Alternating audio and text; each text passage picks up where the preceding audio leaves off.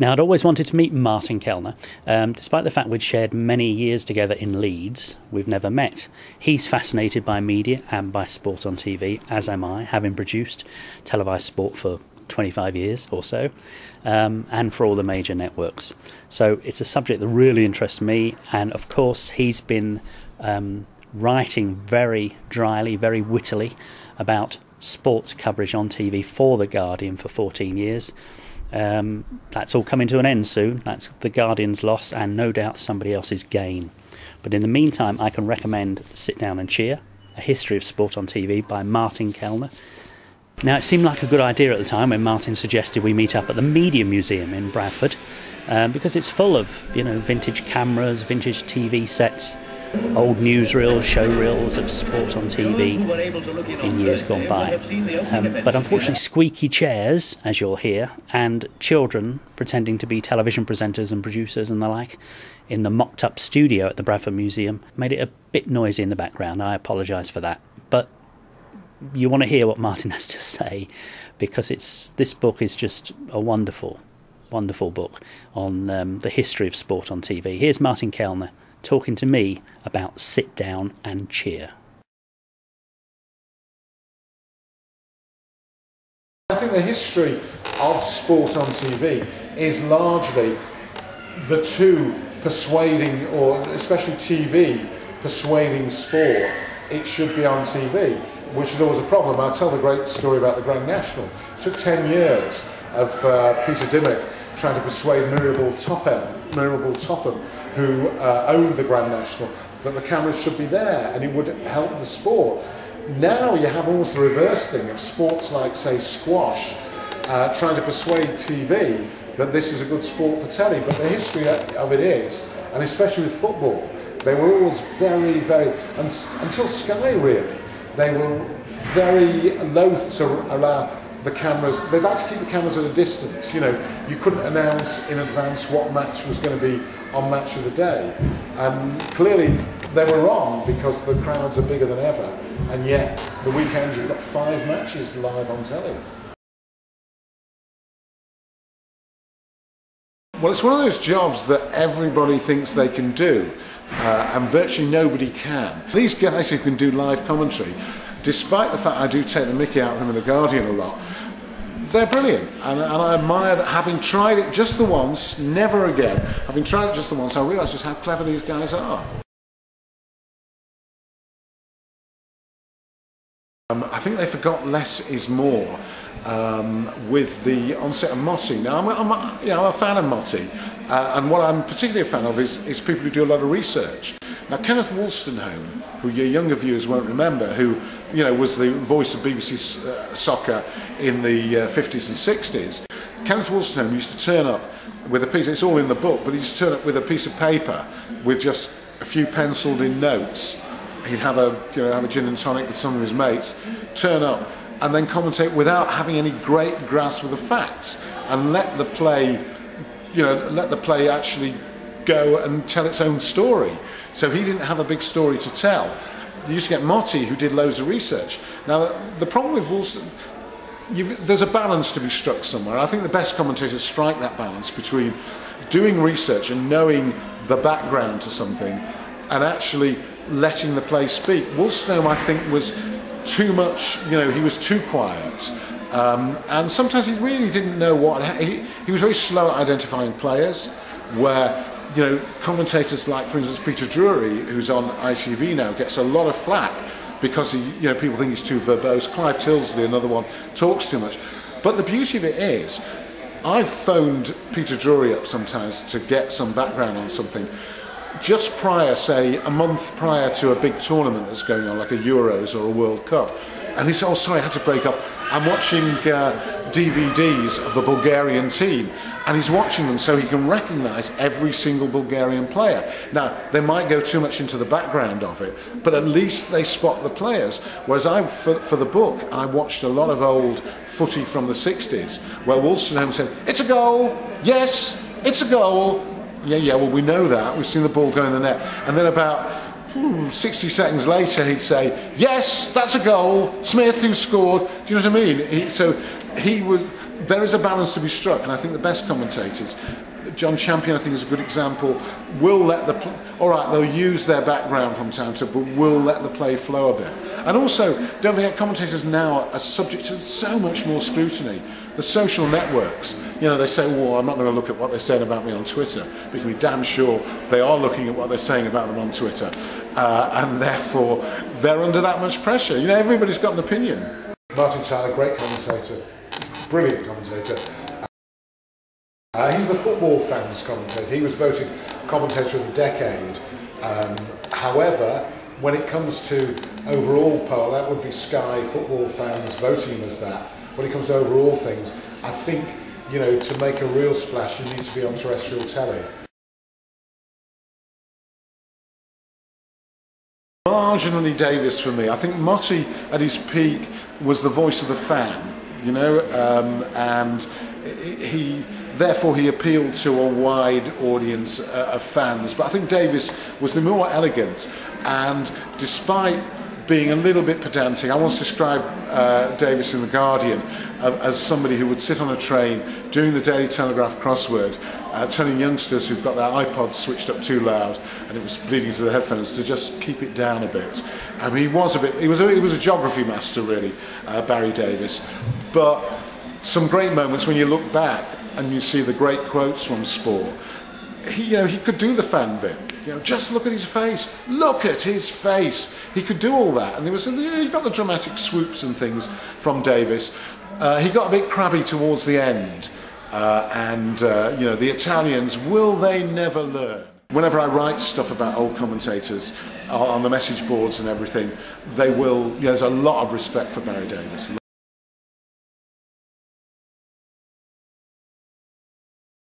Paul Fox invented the idea of the teleprinter. He invented Grandstand really together with Peter Dimmock, who was another early boss at the BBC.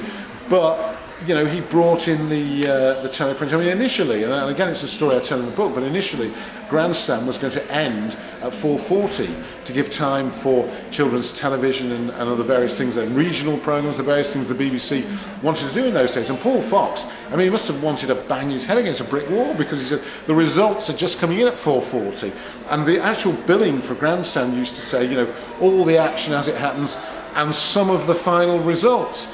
In those days, when there was no internet and there was no other way of getting the final results, the fact they were promising some of the final results, I can remember going to, because it was also the days of regional newspapers in their pomp, printing a football special.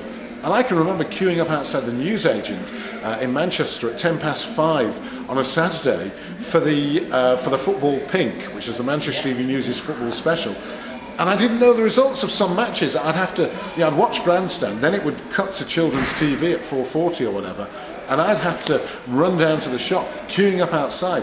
And literally, older people, you're in your 50s to remember this, but older people will remember the guy turning up in the van with the football specials, throwing them out the van, and people they'd be like vultures, leaping up just to get the results, because there was no other way to get them. The BBC was very posh in those days, which is why there was more stress on cricket and rugby union than there was on football. Cricket and rugby union, especially rugby union, used to rule the roost. Rugby league, the Northern game, was sort of relegated. You get half the match and maybe brief highlights of the first half. Rugby union, it would be the big, especially the 6 nations or 5 nations it was then. You'd get the big build-up for it. So there were, but Paul Fox was a real innovation. He won the battle and got Grandstand on until 5 o'clock. He was behind Sports Night with Coleman. So many big things in sport on TV. Because don't forget, it was just the BBC. A little bit later on, ITV dabbled. They dabbled from time to time. They had football for a little while, but they didn't really do it properly. They had cricket, memorably, and again, it's a story I tell in the book. They had the Gillette Cup final. And then there was a Frost programme, which London Weekend or whatever it was at the time, had that programme going on a Saturday. And they cut the end of the, people had watched the Gillette Cup final all the way through, and they cut it to go to this David Frost programme. Unbelievable. After that, the cricket people didn't want to work with ITV anymore. Because the problem with ITV is, and you know, having been an ITV man yourself, there were regional fiefdoms, there were little regional ITV. How do you get, with all these regional bosses, how do you get some sort of sensible policy on sport? And the Gillette Cup final was the prime example of ITV not really cutting it in sport. And the BBC obviously had the big events.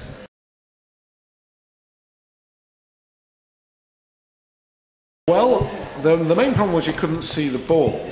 You could see the play. 1937, the only people watching TV in 1937, which was the start of it all, the BBC and British TV were had it not been for the Second World War, we would have actually led the way. We certainly led the way in the very early days. But then the war came and it all stopped. But the only people watching TV in 1937 were the royal family and a few of their friends. You could only get in London anyway, everything was way too expensive. But it was a start, and you could just about see the ball. And of course, it was in those days. It was a wonder, just seeing. I remember seeing colour TV for the first time. It must have been the same for them, just seeing TV. But you see colour TV. It's unbelievable. Wow, this grass is all green. Fantastic. It was absolutely momentous. No, I don't remember, if you weren't in London, and I wasn't in London, I was in Manchester, I don't remember street parties, any of that stuff. I suppose they all went on and people did Knees Up Mother Brown and stuff. In London they didn't do Knees Up Mother Brown in Manchester, but we did watch it. And again, we remember the bits that have been replayed over and over again. We don't remember, very few people remember Hugh Johns commentating on ITV.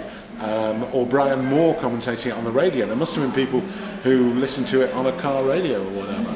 Hugh Johns wasn't he the referee's looking at where someone is about to blow his watch?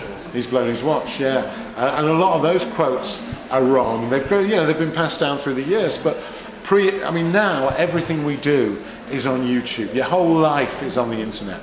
In those days it wasn't. People have put bits and pieces on the internet. So we don't know. I do dispute in the book whether anybody actually said, and for those of you watching in black and white, Spurs are in the yellow, or for those of you watching in black and white, the pink's behind the brown. I'm not sure how many people... You never found the footage? I couldn't find the footage, and I couldn't find any sort of solid reason to believe those things were actually said.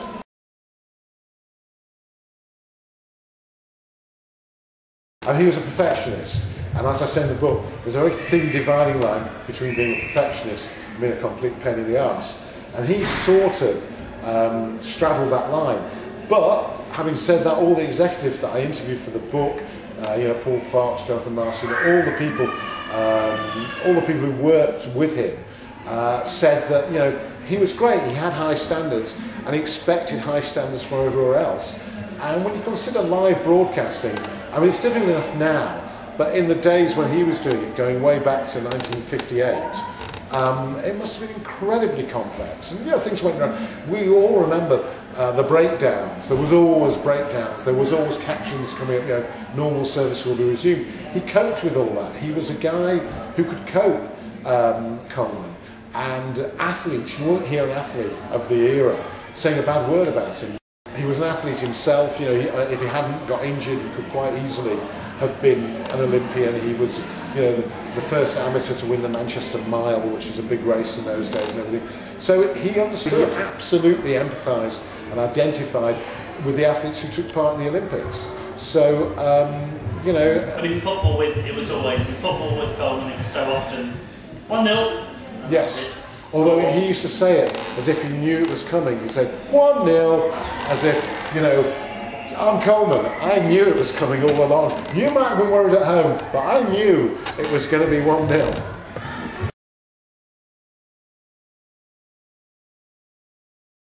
Oh, they were very split. I think mostly not. Mostly they thought that Eddie Waring made rugby league a bit of a joke.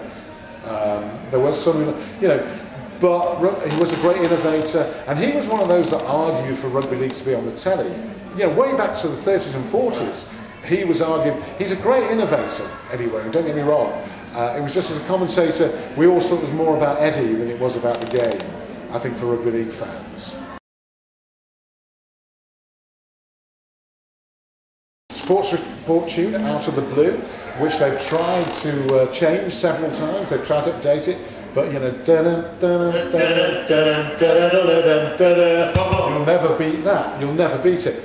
And a lot. I mean, TV has a lot to thank Sports Report for.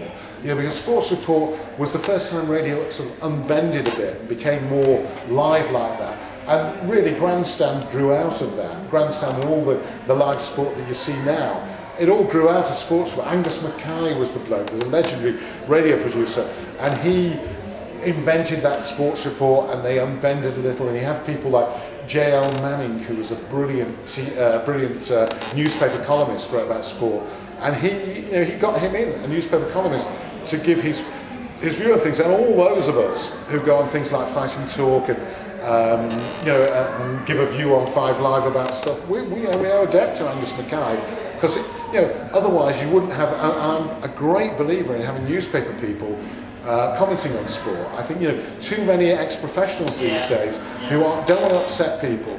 They don't want to rock the boat. Whereas if you watch the Sky thing on a Sunday morning where they have 3 or 4 newspaper guys sitting around, works perfectly, because these guys are more prepared to say something.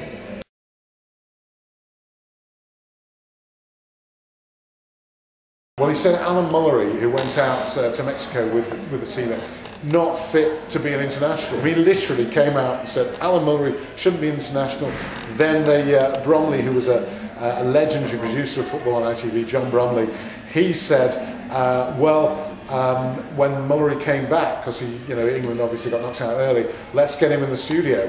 And he flung his caps at Alisson, and it was a real stand-up in the studio. And you could do that in those days. You didn't have agents who were saying, oh, well, he's not going to talk about this, he's not going to talk about that. And the prime example, at your very own Yorkshire Television, was when they got Brian Clough in the studio and then ambushed him with Don Revie, his predecessor, famously, a famous enmity between the two of them. And there they were, a riveting half hour. You're a big fan of that on YouTube, aren't you? Oh, totally. I can watch it again and again. You could argue about the way the Sky money's been spent. The Sky money has mostly been spent so that superstar footballers can buy a range of very attractive high-end luxury vehicles, And their agents. And their agents as well. But can you blame that entirely on Sky? I mean, Sky blew the opposition out of the water with a very big... I mean, it was thought that ITV would win when Sky got the sport in 1992, but Sky, together with Alan Sugar, who was involved in the dishes, got a bit of a leap on, got a bit of a jump on ITV. They got the sport, they paid over the odds for it, allegedly.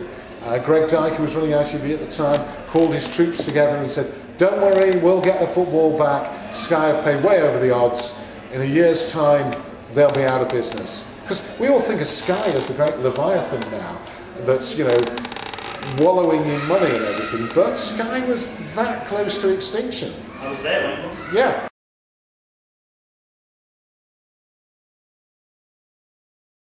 I really could not care less if somebody who's just come out of the match at Stoke thinks the referee's had a stinger.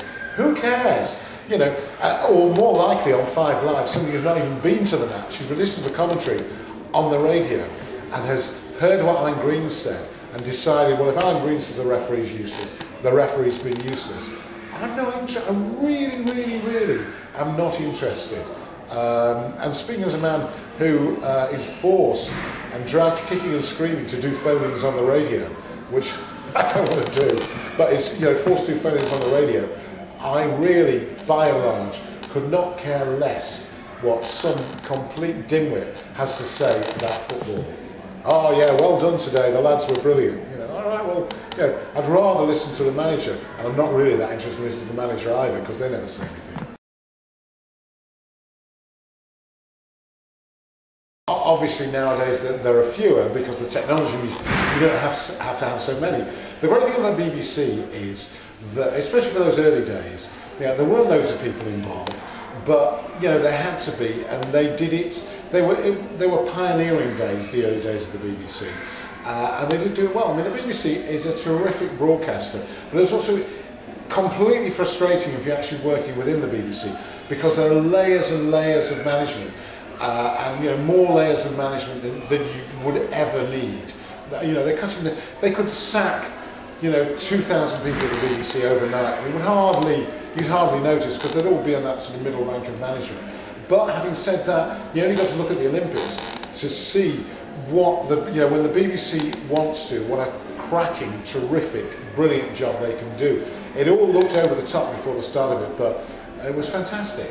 I was as cynical as anybody, probably more cynical than most, about about the BBC's coverage of the Olympics, but it was terrific. And the BBC at that point was elevated to this a heroic institution. Nobody could say a word against the BBC. Within fortnight, 3 weeks, a month, you had all the Jimmy Savile stuff, you had the Newsnight stuff, and now the BBC is fighting for its life. Clare Balding has now become a national hero, which she's good, and but I just think quite amusing. All of a sudden, you become a national hero, and she definitely has with with a book and with the Olympics and various other things. And she's now going to be the face of Channel 4 racing, I think. So yeah, she's for no particular good reason, but because. And again, it's because of social networking and everything. You need a few people to say something's good, and it catches on. And she's sort of okay, but now she's like the greatest thing since sliced bread. She's very good at live broadcasting, as you know, is very difficult, and she's very good at it. I wrote something about Clare Balding. Basically, Clare did the Grand National for the BBC. One of the racehorse owners was a hairstylist in Warrington. You probably know the guy better than me, but he was a hairstylist in Warrington. And they thought it'd be a good feature to have Clare interviewing him while she had her hair done. So he's cutting away at her hair, and she's talking about the horse. And she comes out, and without a word of a lie, this is before she was out as a lesbian, she comes out of this, and she looks like one of the characters in Prisoner Cell Block H.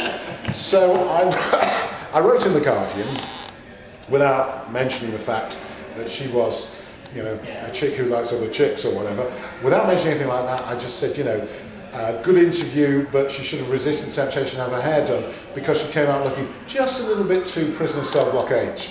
So she sent me an email saying, every time you write about me, there's a reference to Prisoner Cell Block H or The Killing of Sister George. That was another famous reference. And I couldn't remember this. And she wrote me, quite a nice email, but she said, you always mention Prisoner Cell Block H or The Killing of Sister George. And she wrote, it's hard enough to be a lesbian within the BBC trying to get on without you, and this was before she was out, mind you, without you sort of underlining everything. And I said, look, I'm sorry, Claire, I have great admiration for your professionalism, which I do. I think she's an absolutely solid professional. I said, I'm sorry if I've done that, but I don't think I have. I think you're just being oversensitive here. And she went right back to the Guardian archives. She went right back to the Guardian, and she sent me every reference that I've ever made on those, sort of Prisoner Cell Block H, Bother Boots, Doc Martens, Killing a Sister George, whatever. And she sent me every single reference, and I had to write back to saying, all right, I hold my hands up. You got me, bang to rights, gov, but society's to blame. But there you go. Ray Stubbs took issue with me once over, I was having a go at him. So, I like it. If I have been a bit too cruel, which I try not to because I know how hard it is and how good the ones who can do it really well, how good they've got to be to do that, how skilled.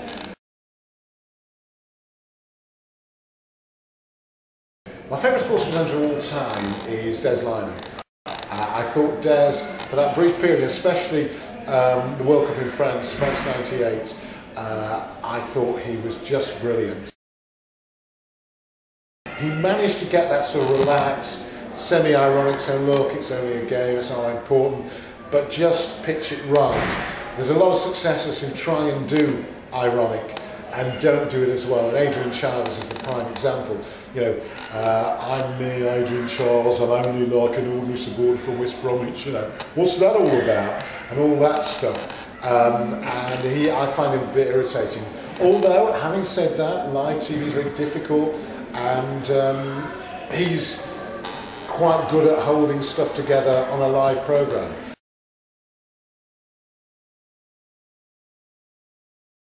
I think for the BBC to turn their back on the Grand National, that is, to quote the Prime Minister in a completely different context, that is crossing the Rubicon. Because if you look at great national sporting events, or great national events really, I mean the BBC sort of established itself, or re-established itself doing the Olympics. That was a great event that the nation could get behind. But there are very few other events. I'm not bothered about any other racing being on the BBC. It'd be nice if it was, but I can see that I see the imperative for the BBC is to cut things. Unfortunately, there's always been too much cutting at the programme end of it and less cutting at the management end of it.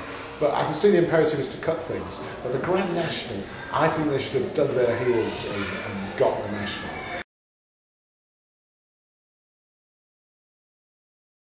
The future of sport on TV, it's obviously sponsorship, it's people who will pay for good programmes to go out, it's subscriptions. I think terrestrial TV is going, I mean they've already slackened the rules as regards product placement and all that sort of thing, which you couldn't do years ago. I think it's tie-ups maybe with betting companies, and I think it's TV creating its own events. The Superstars is coming back. That's an event that I assume there's going to be a big betting market on Superstars, and I think events where they can, and the BBC probably can't do it, but where it's niche. Box Nation. Now Box Nation is a prime example. Last night they had Freddie Flintoff boxing. Or does this make it too time sensitive? No. They had Freddie Flintoff boxing on Box Nation, so they've got publicity now. They will sell subscriptions on the back of it. Have a big fight once in a while on Box Nation, which people want to see. I think that's going to be the future. Niche channels. People are going to have to pay piecemeal for what they want, and it's going to be the same with newspapers. It's going to be the same with newspapers. You'll be able to. There's got to be some form of microcharging, so you'll be able to get what you want. I like the TV review by A.A. Gill in the Sunday Times. I should be able to get that together with Richard Williams' sports commentary in The Guardian, and I think that's going to happen. I think actually buying into one TV channel to get everything, goodbye, that's all finished. The whole nation sit around to watch Morecambe and Wise. The whole nation sit around to watch the Grand National. I think that's finished. Well, it's clearly finished because the BBC haven't got the Grand National now and Morecambe and Wise are dead.